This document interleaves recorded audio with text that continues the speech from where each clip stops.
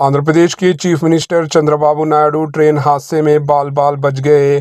Chief minister Andhra Pradesh N Chandrababu Naidu जुमेरात के विजयवाड़ा में सैलाब से मुतासरा इलाकों के दौरे के दौरान एक ट्रेन हादसे में बाल बाल बच गए। चंद्रबाबू नायडू शहर में शदीद बारिश के बाद सैलाब से मुतासरा इलाकों का दौरा कर रहे थे, जहां सैलाब से सूरत हाल काफ़ी ख़राब हो गई।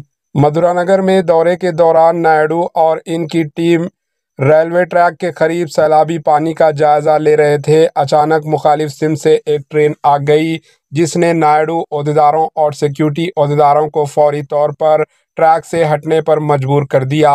खुशकिस्मती की बात यह है कि कोई जानी नुकसान नहीं हुआ और ट्रेन के गुजरने के बाद chief minister N Chandrababu Naidu ने मुआयना दोबारा शुरू कर दिया।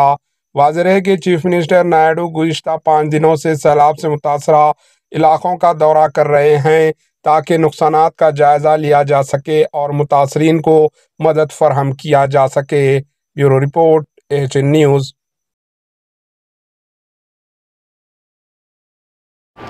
AHN न्यूज़ को लाइक करें, शेयर करें और सब्सक्राइब करना ना भूलें।